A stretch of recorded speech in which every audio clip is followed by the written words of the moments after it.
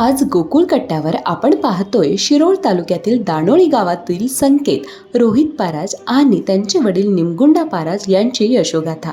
या बाप लेकाने मिळून कमाल केली.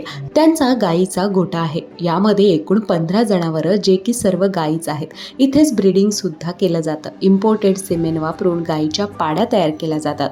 बाहेरून जनावर आणण्यापेक्षा गोठ्यातच पैदास व्हावी हीच त्यांची इच्छा आहे. गायींचं नियोजन आता बऱ्यापैकी वासरू संगोपनवर आमचं भर आहे. ब्रीडिंग वरती बऱ्यापैकी काम आहे. जे पारंपरिक दृष्टीनं पहिल्यापासून जे चालत आलेलं आहे की 10 लिटर 20 लिटर ह्यातनं आम्हाला काहीतरी डेव्हलप करून दाखवायचं, ह्या दृष्टीनं आम्ही इम्पोर्टेड सिमेंट वापरून सेक्सेड सिमेंट वापरून इम्पोर्ट ABS आर्माडाचे आहेत, रोमिओ आहेत, झिग आहे, अशापैकी इम्पोर्टेड सिमेंटच्या सगळ्या पाड्या तयार, जेणेकरून जी बाहेरून आणायला लागते ते जनावर आणण्यापेक्षा घरातच आमच्या आहे ही पैदास व्हावी ह्यासाठी आम्ही बऱ्यापैकी भर दिला. गोठा व्यवसाय हा नियोजन चांगला असेल तर नक्कीच परवडतो. शेणखताचंही उत्पन्न ते यामधून घेतात. 9 एकरापर्यंत त्यांची शेती आहे. सोबतच ओपन गाय गोठा त्यांनी तयार केलाय. पाणी आणि चाऱ्याचं नियोजन 24 तास ठेवलं आहे. 6 गायींमध्ये 90 ते 95 लिटर दूध येतं. याच गायी सामान्य गायींच्या तुलनेत जास्त दूध देतात. 20 ते 22 लिटर ब्रीडिंगचे जनावर दूध देतं हे ते सांगतात. गोठा व्यवसाय तसा बघायला गेला तर चांगल्या पद्धतीने जर तुमचं नियोजन असेल तर व्यवस्थित परवडतो. फक्त ते नियोजन तुमचं योग्यरित्यानं पाहिजे.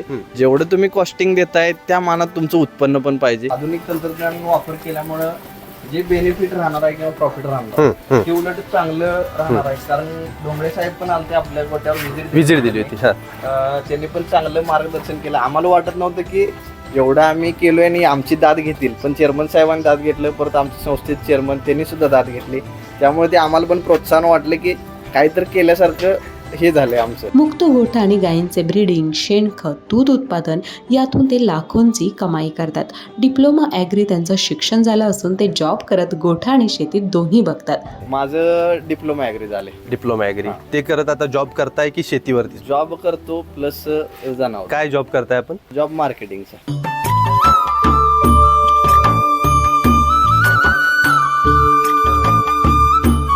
दर्शको नमस्कार. KK न्यूजमध्ये आपल्या सगळ्यांचं मनापासून स्वागत आहे. KK न्यूज चॅनेल आणि कोल्हापूर जिल्हा दूध उत्पादक संघ अर्थात गोकुळ यांच्या संयुक्त विद्यमाने सुरू असलेला आपला हा कार्यक्रम गोकुळ कट्टा, आणि त्या माध्यमातून आपण कोल्हापूर जिल्ह्यातील वेगवेगळ्या शेतावरती जातोय, वेगवेगळ्या गोठ्यावर जातोय आणि दूध उत्पादक शेतकऱ्यांच्या समवेत संवाद साधतोय. कशा पद्धतीने त्यांनी ह्या दुधाच्या धंद्यावरती आपला उदरनिर्वाह करतात याची माहिती आपण आपल्यापर्यंत पोहोचवतोय.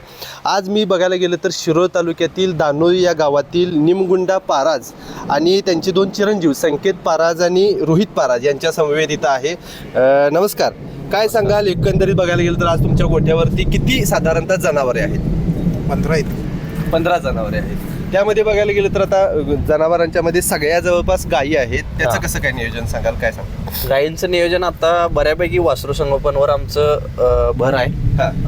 बऱ्यापैकी सेक्सेड सिमेंट ब्रीडिंग वरती बऱ्यापैकी काम आहे. जे पारंपरिक दृष्टीनं पहिल्यापासून जे चालत आलेलं आहे की 10 लिटर 20 लिटर ह्यातनं आम्हाला काहीतरी डेव्हलप करून दाखवायचं, ह्या दृष्टीनं आम्ही इम्पोर्टेड सिमेंट वापरून सेक्सेड सिमेंट वापरून आम्ही बऱ्यापैकी आता पाड्या तयार केल्यात. 1 वर्षात 1.5 वर्षामध्ये बऱ्यापैकी चांगल्या पाड्या तयार केल्यात.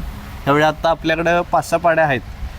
इम्पोर्ट ABS आर्माडाचे आहेत, रोमिओ आहेत, झिग आहे, स्नोमन आहे, परत लिटरॉल म्हणून आहे. अशापैकी इम्पोर्टेड सिमेंटच्या सगळ्या पाड्या तयार केल्यात, जेणेकरून जी बाहेरून आणायला लागते ते जनावर आणण्यापेक्षा घरातच आमच्या आहे ही पैदास व्हावी ह्यासाठी आम्ही बऱ्यापैकी भर दिला. जवळपास बघायला गेलं तर गोठ्यावरती आज 18 जनावरे आहेत, पण ह्यांनी बाहेरून जवळपास बघायला गेलं तर 4 जनावरे खरेदी केलेली आहेत. सगळी जी जनावरं आहेत ती इथं तुम्ही घडवलेली आहेत, स्वतःच्या गोठ्यामध्ये तयार केलेली आहेत. मला एक सांगा की आत्ता शेतकरी अनेक जण, आम्ही गोकुळ कट्ट्याच्या माध्यमातून ज्यावेळेला व्हिडिओ करतोय त्यावेळेला बरीच लोक कमी माहितीमुळे कमेंट करतात की गोठा व्यवसाय करताना शेतकऱ्याच्या हाती फक्त शेणच उरते. ह्याच्यावरती आता तुम्ही मला सांगितलं की तुम्ही आता ब्रीडिंगवरती सुद्धा काम करायला चालू केलेलं आहे. तुम्ही मला सांगा की गोठा व्यवसाय परवडतो का आणि तो कशा पद्धतीने? गोठा व्यवसाय तसा बघायला गेला तर चांगल्या पद्धतीने जर तुमचं नियोजन असेल तर व्यवस्थित परवडतो. फक्त ते नियोजन तुमचं योग्यरित्यानं पाहिजे. जेवढं तुम्ही कॉस्टिंग देताय त्या मानात तुमचं उत्पन्न पण पाहिजे. त्या हिशोबानं आता माझ्याकडे जवळजवळ 20 लिटरच्या वरची आहे, म्हणजे जेवढी जनावर आहेत ती सगळी 20 लिटरच्या वरची आहेत. म्हणजे शेणच राहते असं नाही, जर बाकीच्यांचं जनावर आपल्यात कमी दुधाची नाहीत, कमी दुधाचे असलं तर ते कॉस्टिंग बसत पण नाही. बरोबर. त्या हिशोबाने आम्ही बऱ्यापैकी जनावर आणि ब्रिडिंगवर काम केलंय. ब्रिडिंगवर केलंय ती गुंतवणूकच केल्या, बरोबर. पण त्या होणारे वासरू आहेत ती येणार आहेत ती 20 लिटरच्या वरनं 25 लिटरच्या वरनं ती चालतील. बरोबर. ह्या हिशोबाने केलंय. आणि शेणखताचं नियोजन जर म्हटलं तर तुम्ही शेणखत आम्ही 15 महिन्यातून 2 वेळा जो वाळा पाला असतो तो पाला टाकून 2 महिन्याला आम्ही 5 ट्रॉल्या शेणखत काढतो. शेणखताचं उत्पादन बऱ्यापैकी शेतीला वापरायला किंवा बाहेर विकायला पण येते. ह्या दृष्टीनं शेणखताचं पण बऱ्यापैकी आम्ही 2 महिन्यात जास्त उत्पन्न घेता येईल तसं घेतो. जवळपास बघायला गेलं तर 8 ते 9 एकर यांची शेती आहे आणि त्या शेतीसोबतच हा गोठा व्यवसाय केलेला आहे. जास्ती काही जमीन वापरलेली नाही. इकडच्या बाजूला जर का बघितला तर इकडच्या बाजूला ओपन गोठा आहे आणि ह्या बाजूला गायी सगळ्या जे काही बांधलेले आहेत.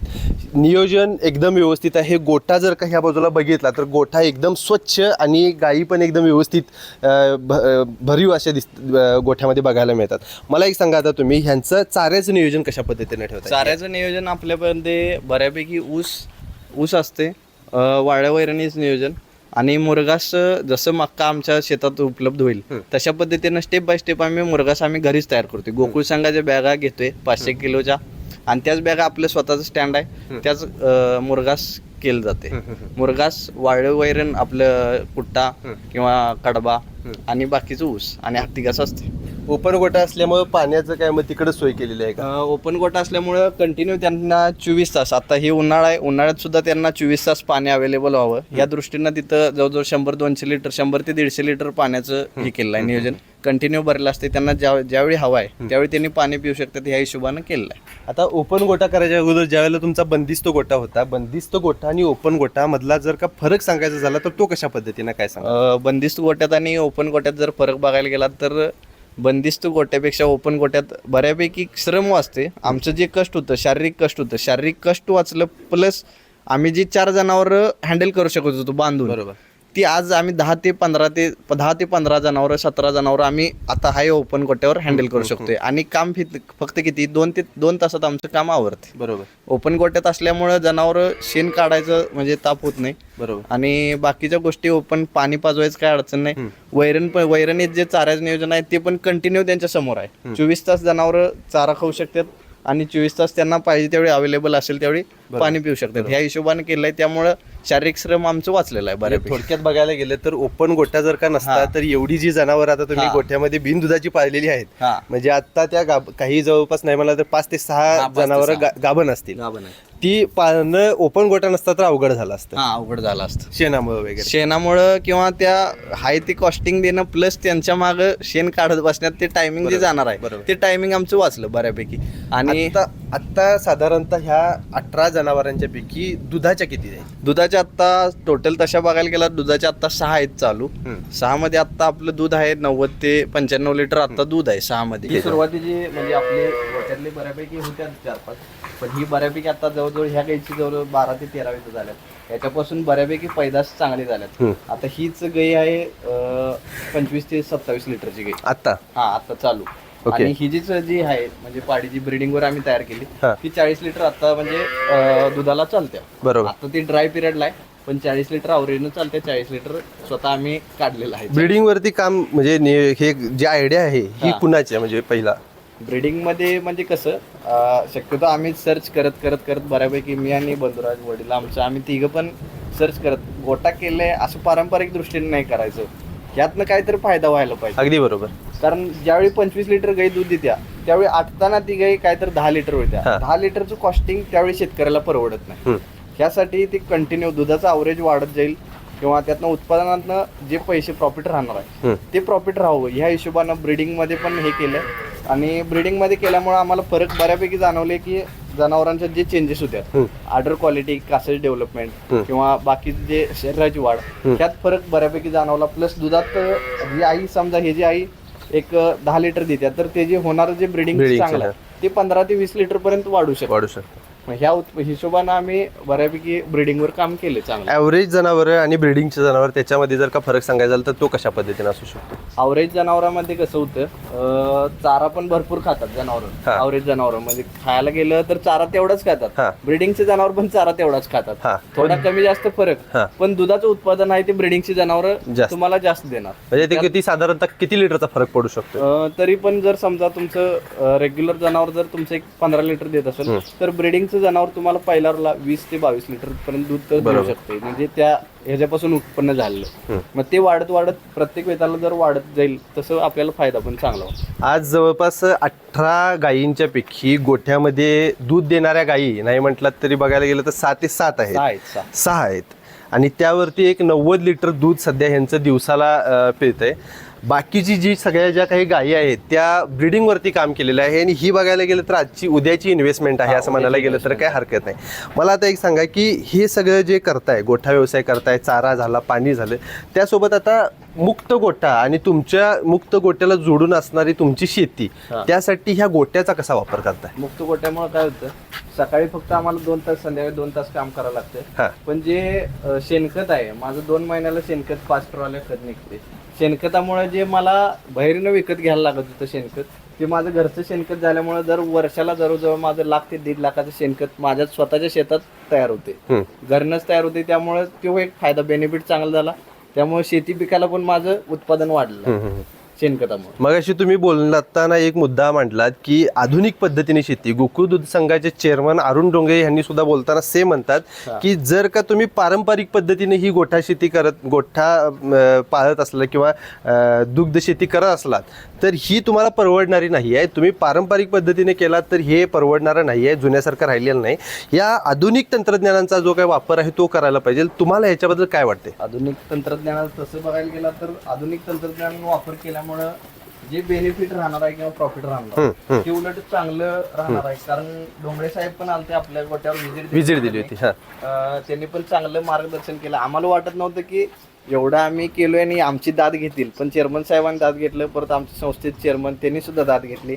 त्यामुळे ते आम्हाला पण प्रोत्साहन वाटलं की काहीतरी केल्यासारखं हे झालंय आमचं.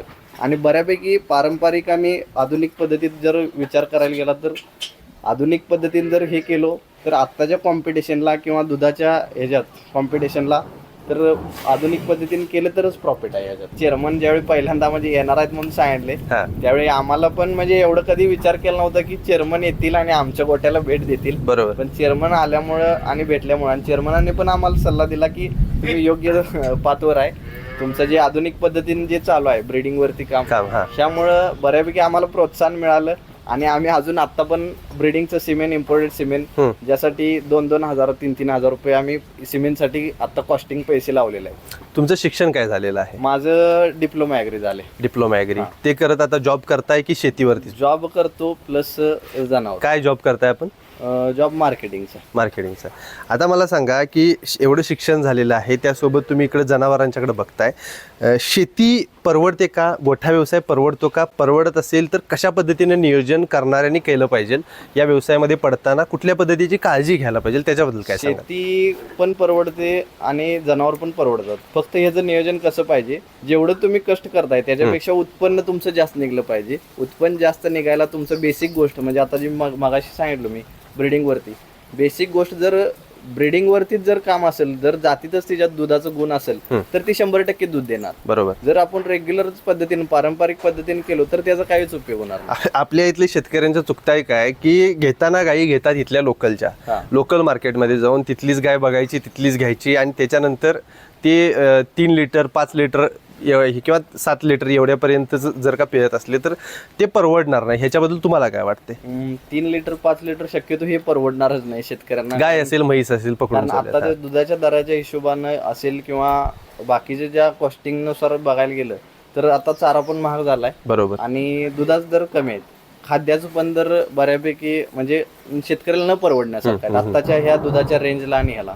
त्यामुळे 2-3 लिटर आत्ता काढण्यात काय अर्थ नाही. आता तुम्हाला जर उत्पादन किंवा फायदा जर करायचा असेल तर उत्पादन तुमचं वाढवलं पाहिजे, त्यातनं तुमचा जो बेनिफिट मिळणार त्यातनं तो बेनिफिट मिळून निघेल. हायेस्ट आता आपल्या गोट्यामध्ये किती लिटरची गाय? आता हायेस्ट माझ्यात आता 40 लिटरची गाय आहे. 40 लिटरची गाय. 40 लिटरची गाय. खरं बघायला गेलं तर गोकुळ कट्टा ह्या कार्यक्रम सुरू करण्यामागचा आपला मेन उद्देश असा आहे की नवनवीन उद्योजक आहेत, नवनवीन जे काही शिकलेले तरुण आहेत ते ह्या गोठा व्यवसायाकडे वळत असताना तयार असलेले जे काही ज्यांचे गोटे आहेत ते ज्यांनी ह्या अनुभव आहे तो अनुभव शेतकऱ्यांनी त्या नवीन उद्योजकांच्या पर्यंत पोहोचवला. खरं बघायला गेलं तर अधिकारी असतील किंवा मार्केटिंगचे काही लोक असतील त्यांच्यापेक्षा जे शेतकरी ज्यांचा जो काय अनुभव आहे तो जर का ऐकून ह्या व्यवसायामध्ये जर का कोण पडत असेल तर 100% हा अनुभव कुठं ना कुठं तरी त्यांच्या उपयोगाचा ठरणार आहे. आज मी ह्या गोठ्यावरती येऊन ह्यांच्यासोबत संवाद साधला आणि खरं बघायला गेलं तर ह्यांनी खूप चांगल्या पद्धतीने एक माहिती सांगितलेली आहे की गोठा व्यवसाय परवडतो का, तर परवडतो, फक्त त्याच्यासाठी नियोजन असते, ते व्यवस्थित तुमचं नियोजन ठेवायला पाहिजे. पारंपरिक पद्धतीनं न करता आधुनिक पद्धतीने जर का तुम्ही हा जर का व्यवसाय करत असलात तर तुम्हाला हा निश्चितपणे परवडणार आहे. आणि ह्यांनी सुद्धा जर का बघायला गेलं तर ब्रीडिंगवरती आता काम केलेलं आहे. आपल्या भागामध्ये बघायला गेलं तर हाताच्या बोटावर मोजण्या एवढेच शेतकरी आहेत की फक्त ब्रीडिंगवरती ज्यांनी काम केलेलं आहे. चांगलं शिक्षण घेऊन या व्यवसायाकडे हे वळलेले आहेत. तुम्हाला KK न्यूज चॅनेल आणि कोल्हापूर जिल्हा दूध उत्पादक संघ यांच्याद्वारे सुरू असलेला हा कार्यक्रम गोकुळ कट्टा हा कसा वाटला आणि आजची ही स्टोरी तुम्हाला कशा पद्धतीनं वाटली हे आम्हाला कमेंट करून जरूर कळवा. तुर्तास तरी या व्हिडिओसह मी इथं थांबतो. KK न्यूज चॅनेलसाठी कॅमेरामन वैभव पाटील सह मी अभिजित. धन्यवाद. अशाच नवनवीन अपडेट पाहण्यासाठी आमच्या KK न्यूज चॅनेलला सबस्क्राईब करा.